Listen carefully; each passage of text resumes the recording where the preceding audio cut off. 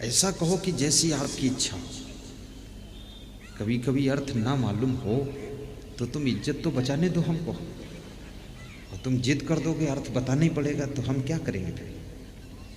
बता देता हूं, सब गुरुदेव के आशीर्वाद से अर्थ मालूम हो जाएगा। अनर्थकम विप्रवासम गृहेभ्यः, जो बिना अर्थ के, बिना जरूरत के, बिना आवश्यकता के, बिना कारण के अपना घर छोड़ करके बाहर घूमने के लिए नहीं जाता है, फालतू चक्कर नहीं काटता है, समय को बर्बाद नहीं करता है, व्यर्थ में घूमता नहीं है, किसी बड़े लक्ष्य को लेकर के ही घर छोड़कर निकलता है और किसी आवश्यक कार्य के लिए ही घर का त्याग करके बाहर जाता है, विदुर जी कहते हैं उसके घर में सुख का निवास रहता है, शांति रहती है। आज से संकल्प ले लेना, अनर्थकम विप्रवासम गृहेभ्यः, बिना जरूरत के घूमने के लिए कहीं मत जाना, अपने घर में रहना। बहुत बड़ा उद्देश्य हो, और महिलाओं के लिए बहुत बड़ी सूचना, जब तक तुम्हारा विवाह नहीं हुआ था तब तक तुम्हारा घर तुम्हारा मायका था, अब विवाह हो गया अब तुम्हारा घर तुम्हारी ससुराल है, इसलिए ससुराल को बार बार छोड़ करके मायके के चक्कर मत काटना, अन्यथा तुम्हारा घर तबाह हो जाएगा। अपने घर को संभालो। अनर्थकम विप्रवासम गृहेभ्यः पापई संधि, और दूसरा लक्षण, जो लोग पापियों से दोस्ती नहीं करते, दुष्टों से प्रेम नहीं रखते, वे लोग सदैव सुखी रहते हैं। जैसे चींटी जलती हुई लकड़ी से दोस्ती करती है तो लकड़ी के साथ स्वयं चींटी भी जल जाती है, और जब चींटी फूल से दोस्ती करती है तो फूल के साथ भगवान के ऊपर चढ़ जाती है और भगवान को भोग जो लगाया गया उसको भोग लगाती है। तो पापियों की संगत ना हो।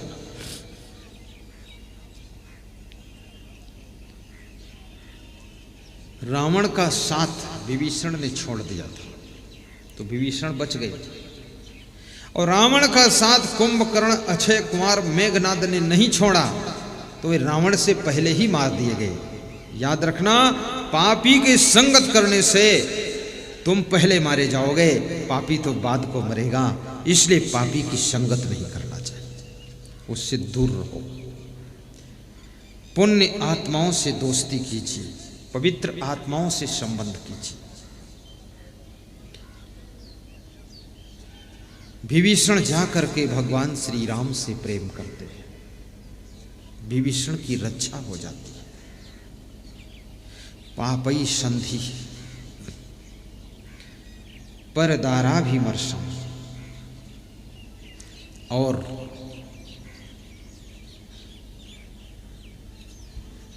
आपका मन चंचल ना हो। तीसरी बात है,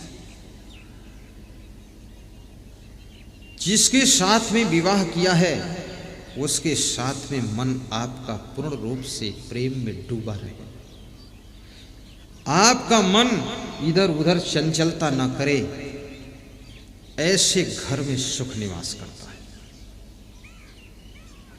परदाराभिमर्शम,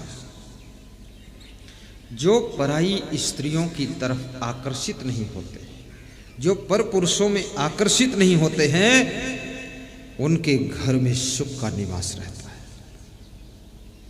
एक छोटी सी कथा सुनो। किसी गृहस्थ के घर में एक बेटा था।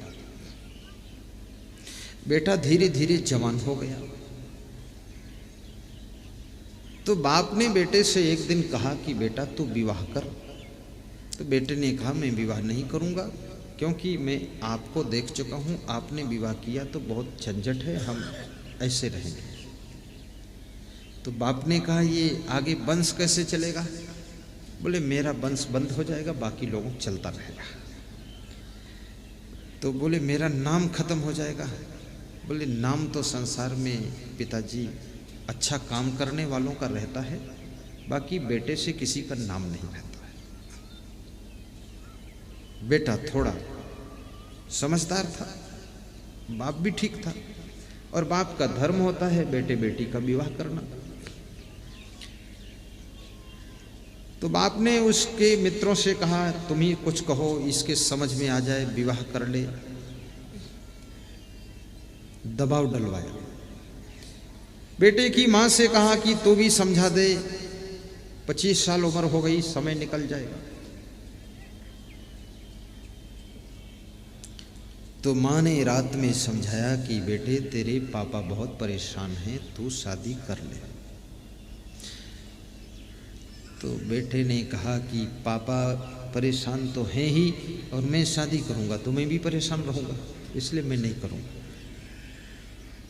मैं बस सादा जीवन। त्याग में सुख है, पर त्याग से कोई बहुत ही सौभाग्यशाली रह पाता है, बहुत सुख है।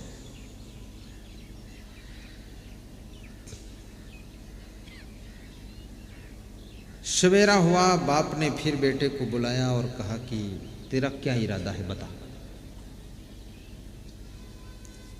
तू मानता क्यों नहीं, शादी तुझे करना पड़ेगा। तो बेटे ने कहा कि पिताजी जिद मत करो और तंग मत करो, मैंने एक बार बता दिया, 100 बार बता दिया, मैं शादी वादी नहीं करूंगा, मैं तो ऐसे ही शांति से रहूंगा। तो बाप ने हाथ पकड़कर झकझोर डाला और कहा कि तू पागल है क्या। तो उसने कहा पिताजी बाप से बात लड़ाना भी अच्छा नहीं होता, इसलिए बात बढ़ाना भी अच्छा नहीं आपको, कि आप पागल है क्या और तू क्या, ये सब फालतू मत पूछो।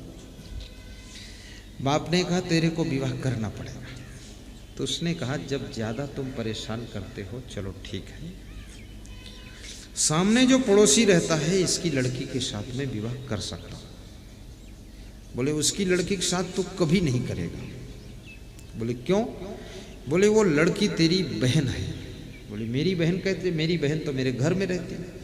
बोली क्योंकि उसकी लड़की की माँ से मेरा गलत संबंध है, इसलिए तेरी बहन लगती है, उसके साथ विवाह नहीं कर सकता। तो उस लड़के ने कान पकड़ा, बोला कि अब मैं किसी के साथ नहीं करूंगा, सबको बहन ही मान लेता हूं। रात में माँ ने बुलाया कि तेरी समझ में कुछ आया, तेरे पापा इतने विचलित हैं, तू मानता क्यों नहीं। उसने कहा मैंने आज पापा को डिसीजन दे दिया कि सामने जो पड़ोसी उसकी लड़की से विवाह कर सकता हूं। तो बोले तो कर लेना। बोले पापा ने मना कर दिया, उन्होंने कहा कि वो लड़की तेरी बहन लगती है क्योंकि उसकी माँ से मेरा गलत संबंध है। तो माँ ने कहा कि तेरे पापा को ज्ञान ही नहीं, पता नहीं, तो उसी लड़की से विवाह कर ले, क्योंकि तू इस पापा का है भी नहीं, तो दूसरे पापा का है।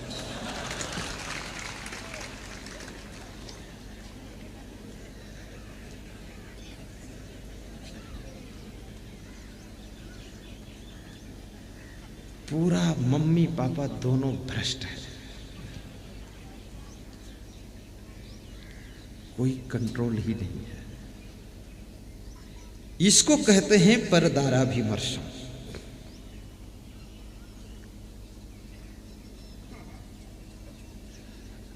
आपकी संतान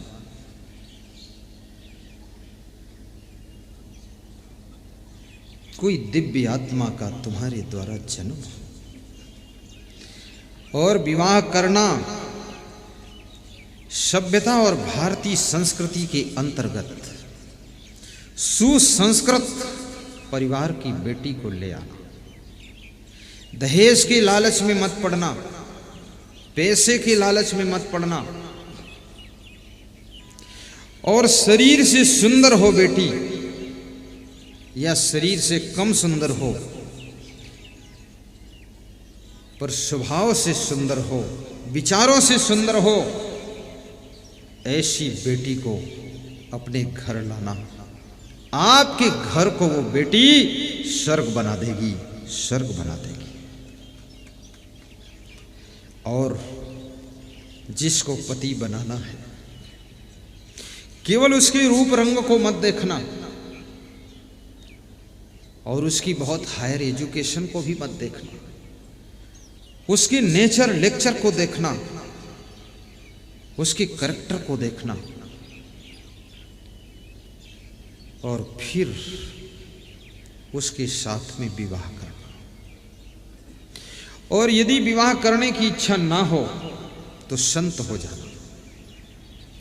संत बनना बहुत शुभ है, मेरे जैसे संत बनना, लफाड़िया संत मत बनना।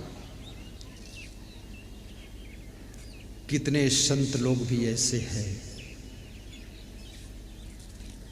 कि साधु और साधुनी साथ साथ घूम रहे हैं। इस साधु बनने से कोई फायदा ही नहीं हुआ तुम्हारा। तुम गलत करो ना करो लेकिन तुम्हारे नाम पर भी कलंक न लगने पाए। इसलिए यहां पर कोई सेल्फी फोटो लेता है तो मैं कहता हूं सेल्फी मत लेना, दूर से लो। क्योंकि सेल्फी में तुम फोटो लोगे फिर व्हाट्सएप पर डाल दोगे तो कोई देखेगा तो कहेगा गुरुजी इतना सट के कैसे खड़े हैं इनके पास, और मैं सट के हूं नहीं, तुमने दूर से सटा दिया, वहां से सेल्फी मार दिया। अपने गुरु की गरिमा और मर्यादा और सम्मान का भी ध्यान रखना। कितने अच्छे हम हों लेकिन समाज की नजरों में भी अच्छे रहना चाहिए, समाज संदेह भी न कर सके। और संत का दर्जा तो भगवान से भी ऊंचा दर्जा है। संत के सामने तो भगवान भी छोटा है। भगवान खुद कहते हैं कि संत तुम्हारे भाग्य को अगर कोई बदल सकता है तो संत बदल सकता है, मैं भी नहीं बदल सकता। एक बार आज सुनाऊं कि कल सुनाऊं, एक कथा है। लक्ष्मी जी से और एक संत में चर्चा हो गई।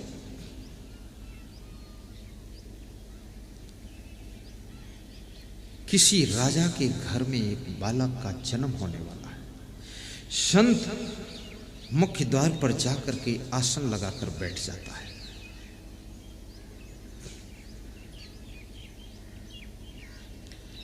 संत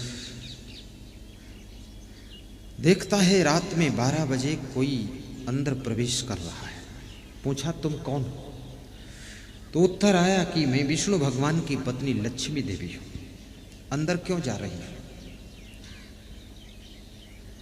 तो उन्होंने कहा कि जो नया बालक जन्म ले रहा उसका भाग्य लिखने जा रही है। तो संत ने पूछा क्या लिखोगी? बोले उसके भाग्य में वो घास छीलने वाला औजार जिसको खुरपा बोलते वो है, और घास को बांधने वाला रस्सी का सिस्टम है, यही उसको मिलेगा, यही लिखूंगी। तो संत ने कहा नहीं, मैं आपसे प्रार्थना करता हूं कि उसके भाग्य में मैं भी उसके जन्म उत्सव में शामिल हुआ हूं, आज जन्म होने वाला है, मैं संत हूं और इस घर से मेरा प्रेम है, तो उसके भाग्य में राजपाट लिख दो जाकर, इतना बीच में चेंज कर दो सलाह से। तो लक्ष्मी ने कहा नहीं मैं चेंज करूंगी। बोले जाओ चेंज करके लिख देना। जब लक्ष्मी वापस लौटी तो संत ने पूछा क्या लिखा भाग्य में उसके? तो बोले वही बस घास छीलने वाला खुरपा और घास ढोने वाली वो डलिया, वो लिख दिया। तो संत बोला ठीक है, जिद करके माना नहीं तुमने, हमने कहा था मैं देखूंगा, मैं उसके भाग्य में राजपाट लिख रहा हूं और मैं उसके भाग्य को बदलूंगा। लक्ष्मी ने कहा मैंने जो लिख दिया वो अकाट्य है। तो संत और उनमें चर्चा हो गई। संत ने विष्णु भगवान का ध्यान लगाया। जब भगवान का ध्यान लगाया और ध्यान में भगवान दिखाई दिए तो भगवान से कहा इसके भाग्य को चेंज करना है। तो भगवान ने कहा लक्ष्मी जी लिख कर चली गई, अब चेंज होना तो कठिन है, क्योंकि लक्ष्मी जी की बात कट जाएगी तो हमारे घर में डिस्टर्ब हो जाएगा। देखो, लक्ष्मी को भगवान भी थोड़ा समझकर बात करते हैं। तो संत ने कहा कोई बात नहीं। संत वहां से उठा और अपने साधना में चला गया जहां उसका आश्रम था। साधना किया लेकिन चिंतित रहा, सोचता रहा ये कैसे होगा। एक राजपुत्र होकर के इसके भाग्य में घास छीलने वाला खुरपा और घास ढोने वाली डलिया कैसे मिली इसको। वो बालक 1 साल का हो गया। धीरे धीरे पड़ोसी राजा ने आक्रमण किया और राजपाट छीन लिया और इस राजा को, रानी को बंदी बनाकर जेल में डाल दिया और दासी उस छोटे बच्चे को लेकर भाग गई। जब सूचना मिली उस संत को कि ऐसा ऐसा घटना हो चुकी है, तो संत ने फिर अंतर ध्यान लगाया, सोचा वो बालक कहाँ गया। फिर ये तो पड़ोसी राजा ने आक्रमण कर दिया। तो उसके ध्यान में आया कि वो बालक दासी लेकर भाग गई है, नदी के तट पर झोपड़ी डालकर वहां रहता है और धीरे धीरे उस बालक की उम्र 16 साल की हो चुकी है और दासी मर चुकी है। संत ढूंढते ढूंढते खोजते खोजते वहां पहुंचा तो देखा कि उस झोपड़ी में वो बालक सो रहा है। तो संत ने बालक को जगाया और कहा कि क्या हाल है, जीविका कैसे चलाते हो। तो उसने घास छीलने वाला खुरपा दिखाया और घास ढोने वाली डलिया दिखाई। कहा किस्मत में अभी यही है। तो संत ने ताली बजाई और कहा धन्य हो लक्ष्मी जी, आखिर इसको भाग्य में पकड़ा दिया खुरपा और डलिया। लेकिन अब मैं कुछ करता हूं। संत ने ध्यान लगाया, आंख खोलकर उस बालक से कहा कि बेटा भूख लगी है, कुछ खिलाओ, नाश्ता लाओ। तो बोले बाबा यहां तो कुछ भी नहीं है। बोले कुछ नहीं, तेरे पास में घास छीलने वाला खुरपा है तो उसको बेच लो जाकर और बेच करके दही और जलेबी ले आओ 250 ग्राम। तो उस बालक के मन में हुआ कि यही जीविका का साधन, ये भी बिक जाएगा तो कल क्या होगा मेरा। तो बोला कि इससे तो मैं जीविका चलाता हूं, इसको बेच दूंगा तो कल क्या होगा प्रभु। बोले कल की चिंता मत कर, आज बेच, ये तेरे भाग्य में है, ये तेरे पास ही रहेगा। जा। खुरपा बेच करके 250 ग्राम दही जलेबी लेकर आया। संत को खाना वाना तो था नहीं, एक जलेबी खाया, 1 चम्मच दही खाया, उस बच्चे को दे दिया कि तुम खा लो बेटा, प्रसाद। बहुत वर्षों के बाद उसको दही जलेबी नसीब हुई, बड़ा अच्छा लगा। शाम को फिर संत ने कहा फिर भूख लगी है बेटा, फिर कुछ लाओ। बोले महाराज अब तो खुरपा भी बिक गया, अब तो कुछ है ही नहीं। बोले डलिया खोल कर देखो उसके नीचे क्या है। खोला तो फिर एक खुरपा रखा था। बोले ये तेरे भाग्य में खुरपा है, जब बेच करके शाम को पोहा ले आ जा करके। तो पोहा ले आया। संत ने 2 चम्मच खाया, उस बच्चे को दे दिया, तू खा ले। रात बीती, सवेरा हुआ, संत ने कहा अब सुबह नाश्ता करने की इच्छा है बेटा, कुछ फल फ्रूट ले आओ। बोले महाराज 2 बार खुरपा बेच चुका हूँ, अब क्या उसमें कोई कंपनी थोड़ी खुली अंदर। बोले खोल कर तो देखो, डलिया उठाओ। डलिया उठाया तो एक खुरपा फिर रखा है। बोले इसको बेचो, लक्ष्मी जी ने तेरे को भाग्य में खुरपा और डलिया दिया है तो खुरपा से घास मत छीलना, अब इसको बेच बेच कर जलेबी खाया कर तू, जा। बोले घास नहीं छीलने दूंगा, लक्ष्मी जी का मेरा मुकाबला है। और जहां पर बिस्तर लगाकर मैं सोया हूं, यहां पर 10 फुट की गहराई में बहुत बड़ा खजाना है, उसको रात में खोदना और उस खजाने से नई सेना तैयार करना और उसके बाद उस राजा के ऊपर आक्रमण करो जिसने तुम्हारे माता पिता को बंदी बनाया है और उसको बंदी बना करके जेल में डालो, अपने माता पिता को छुड़ाओ और उस राजगद्दी पर तुम विराजमान हो जाओ। उसने खजाना को खोदा, उस खजाना को खर्च करके सेना तैयार की, अचानक आक्रमण किया और अपना राजपाट वापस लिया, राजा को बंदी बना करके जेल में डाला, अपने माता पिता को जेल से छुड़ा करके महल में रखा और फिर महात्मा घूमते घूमते वहां गया और पूछा क्या हाल है। तो बोला कि महाराज अब तो राजगद्दी पर विराजमान हूँ, बस यही मैं चाहता था। फिर विष्णु भगवान के दरबार में महात्मा गया और लक्ष्मी से बोला कि देख लो जाकर, तुमने खुरपा और डलिया लिखा था उसके भाग्य में और मैंने उसको फिर राजपाट दिला दिया है। ये संत का आशीर्वाद, महान संत होना चाहिए, वैराग्यवान संत होना चाहिए, उसके आशीर्वाद से क्या नहीं संभव है। आप सबका जीवन मंगलमय हो। चौथी चीज, जो चोरी नहीं करता है, और पांचवी चीज जो चुगली नहीं खाता है, और छठी चीज जो व्यक्ति मद्यपान नहीं करता है, शराब नहीं पीता है, किसी प्रकार का नशा नहीं करता है, विदुर जी कहते हे राजन, उसके घर में हमेशा सुख निवास करता है। आज मैं निवेदन करूंगा कि आप कोई प्रकार का नशा न करना, मांस मछली अंडा नशा शराब का त्याग करना, पुड़िया गुटखा तंबाकू का त्याग करना, बीड़ी सिगरेट का त्याग करना, धन कमाना लेकिन धन बचाना भी सीखो, और बचे हुए धन से धर्म को बचाना सीखो, तो धर्म की कृपा से आपके घर में सुख बरसता रहेगा, सुख बरसता रहेगा। आप सब बहुत सौभाग्यशाली हैं। ये 6 बातें ख्याल में रखना। अनर्थकम विप्रवासम गृहेभ्या पापै संधि परदाराभिमर्शम अस्तैन्नं पैशुनं मद्यपानं चा न सेवते यश्च सुखी सदैवे, न सेवते यश्च सुखी सदैवे। आपका जीवन सुखी रहे, आप प्रसन्न रहे, आपके घर में शांति और समृद्धि बनी रहे, ऐसी शुभकामना करता हूँ। और मंगलमय जीवन आपका व्यतीत होता रहे, आपके दुख दूर हों। सीधे बैठ जाइए, घुटनों पे हाथ रखिए, पहली अंगुली अंगूठा जोड़िए, मन को प्रसन्न कीजिए, आंखें बंद कीजिए, नैन बंद कीजिए।